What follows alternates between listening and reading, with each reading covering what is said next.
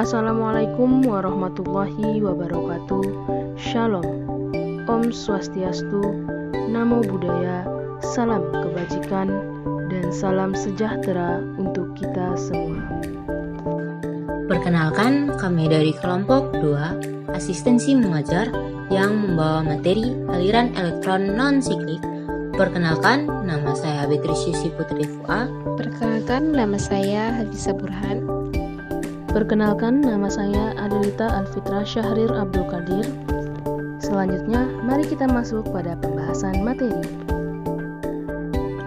Aliran elektron non-siklik merupakan reaksi dua tahap yang melibatkan dua fotosistem klorofil yang berbeda, yaitu fotosistem 1 dan fotosistem 2. Dalam fotofosforilasi non-siklik, pergerakan elektron dimulai di fotosistem 2, tetapi elektron tidak kembali lagi ke fotosistem 2, melainkan ke fotosistem 1. Terjadinya fotolisis merupakan reaksi pecahnya air menjadi oksigen, ion-ion hidrogen, dan elektron-elektron. Dapat disebut fotofosforilasi non-siklik karena menghasilkan ATP, oksigen, dan NADPH. Mula-mula molekul air diurai menjadi 2 hidrogen positif ditambah 1/2 oksigen tambah 2 elektron negatif atau juga disebut fotolisis. 2 elektron dari molekul air tersimpan di fotosistem 2, sementara ion hidrogen positif akan digunakan pada reaksi yang lain, dan oksigen akan dilepaskan ke udara bebas.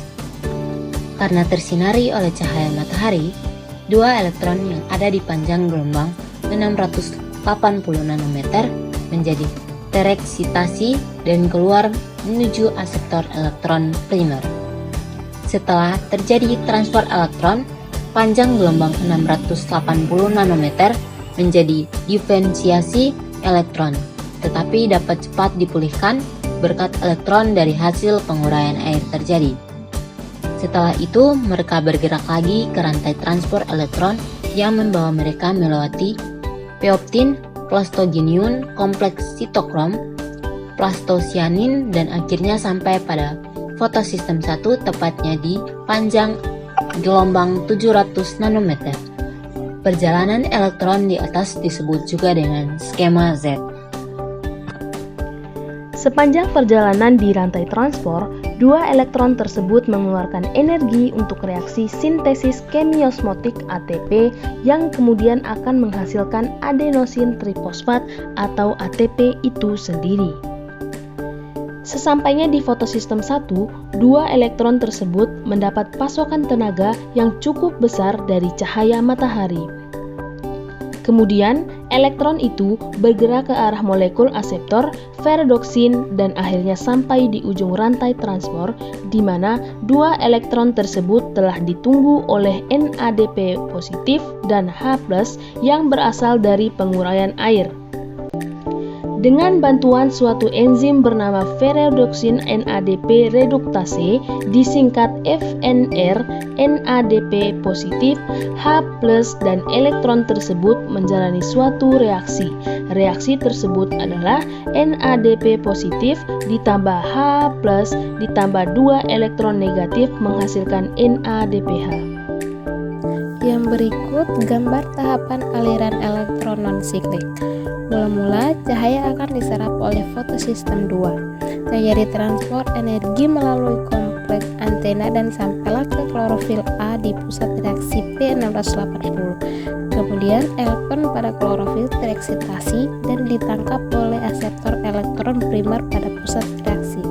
Setelah itu, terjadi fotolisis air menjadi 2H+ dan setengah oksigen. Elektron yang dihasilkan digunakan untuk mengisi kekurangan elektron klorofil yang tereksitasi. Oksigen akan dilepaskan ke lingkungan bebas.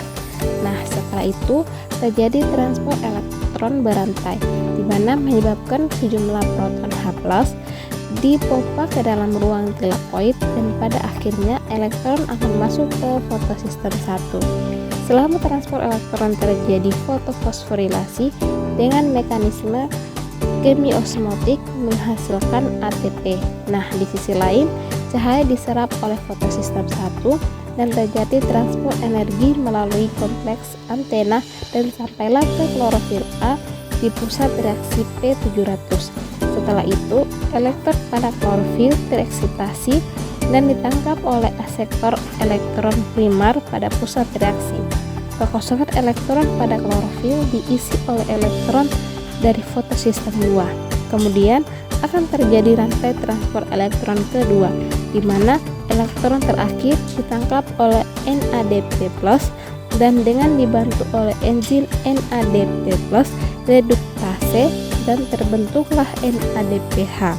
Setelah itu, ATP dan NADPH yang terbentuk akan dibawa ke stroma dan digunakan dalam siklus Kelvin atau reaksi gelap. Hasil dari reaksi terang ini yaitu oksigen, NADPH, dan ATP. Kesimpulan aliran elektron non-siklik. Fotosistem 2 akan menghasilkan aseptor primer. Aseptor primer kemudian akan menghasilkan plastoquinon. Plastoquinon akan menghasilkan sitokrom, yang kemudian menghasilkan plastosianin. Plastosianin akan menghasilkan fotosistem 1.